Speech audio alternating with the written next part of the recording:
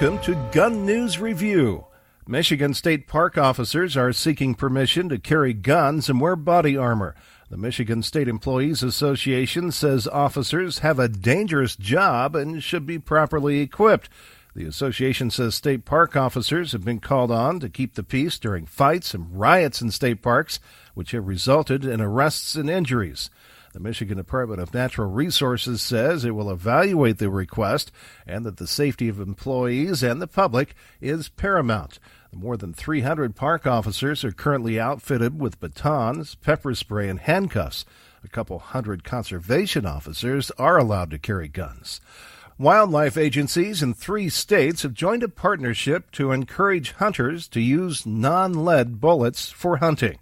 The Oregon Department of Fish and Wildlife, the Arizona Game and Fish Department, and the Utah Division of Wildlife Resources have joined the North American Non-Lead Partnership.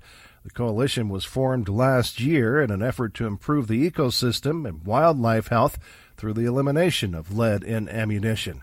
The Oregon Zoo says it's a long-term plan and it's looking forward to expanding the coalition. At least 5 other groups have pledged their future support.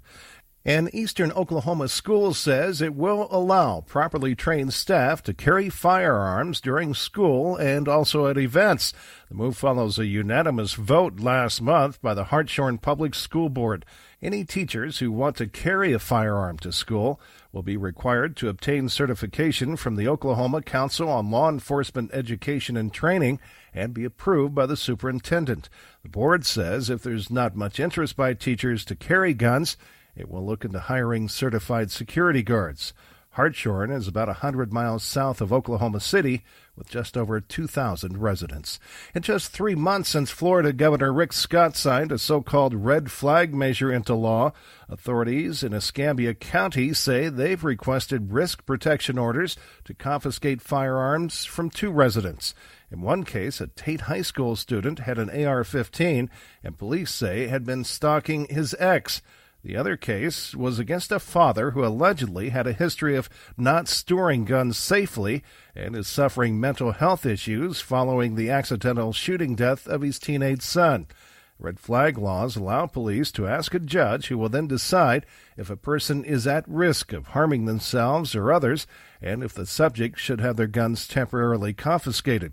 Several states adopted red flag laws under different names, but the number more than doubled after the Parkland, Florida school shooting earlier this year that left 17 people dead. You're listening to Gun News Review.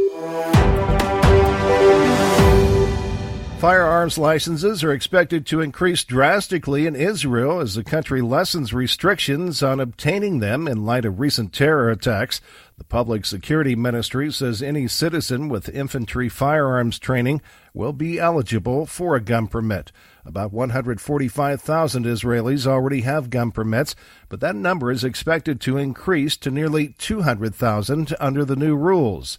Several social service organizations oppose the plan and don't believe it will deter terrorist attacks. And the International Handgun Metallic Silhouette Association holds its World Championships beginning Friday in Oklahoma City.